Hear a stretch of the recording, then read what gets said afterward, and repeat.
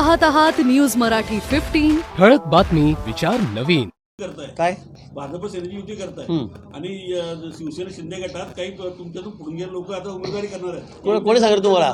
तुम्ही उमेदवार ठरवून टाकली का? नाही, आम्ही करत नाही, पण आहेत ना. अरे होईल तेव्हा बोलू ना आपण. मला वाटतं होईल तेव्हा बोलू आपण. त्यांचा प्रचार भाजप आपण होईल तेव्हा बोलू ना. आतापर्यंत वर सुद्धा आपण बघितलं असेल, आमदारकीला असेल, विधानसभेला असेल, असे अनेक लोक आहेत, गेले आले, पण काही लोक असतात प्रस्थापित. त्यामुळे ह्या गोष्टी होत असतात. आता राजकारणामध्ये मी आता परवाही सांगितलं, everything is fair in love, war and politics.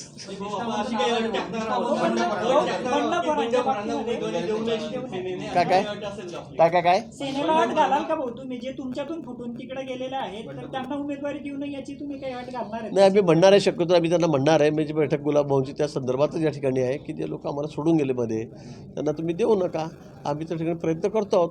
बघू तर काय म्हणतात. काय उमेदवारी दिली तर आपली भूमिका काय असेल? दिल्यावर विचार करून आतापासून अजून वेळ आहे 3-4 दिवस. तुम्ही आतापासून भांडण नका लावून आमच्यामध्ये. प्रायमरी जर बघितलं भाऊ, तुम्ही बोलले की भाजप 50, शिवसेना 20 समजा असं असेल तर मग राष्ट्रवादीला किती जागा जातील? अजून त्याच्याशी आमचं बोलणं झालं नाही. आज त्यांची आमची युती अजून झालेली नाही. त्याच्याशी बोलणं सुरू आहे. काल घोषणा झाली. राष्ट्रवादी कुठे झाली? राष्ट्रवादी कुठे घोषणा झाली?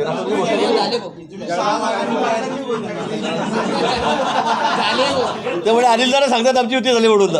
आम्ही कुठे म्हटलं नाही. मग मी बाहेर आता संध्याकाळी झालो इथे, मला माहित नाही.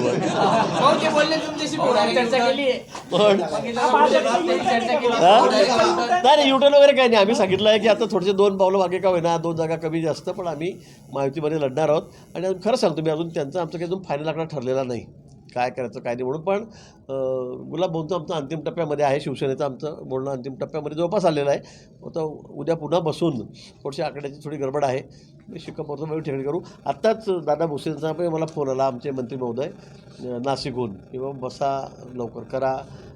मी उद्या नाशिकलाच आहे. मी जर सांगितलं उद्या आपण बसू. नाशिकला सुद्धा आम्ही प्रयत्न करतो की बाबा आम्ही माहितीमध्येच लढू. राष्ट्रवादी नसेल का?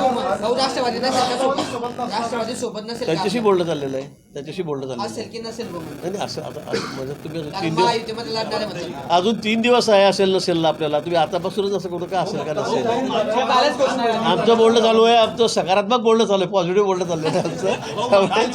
अनुभव पाहिला तर आधी पण मागच्या जे 2018ची इलेक्शन झाली त्यावेळेस सुरेश दादांची आणि तुमची जी फडणवीसांची जी बैठक मुंबईत. ठळक बातमी, विचार नवीन.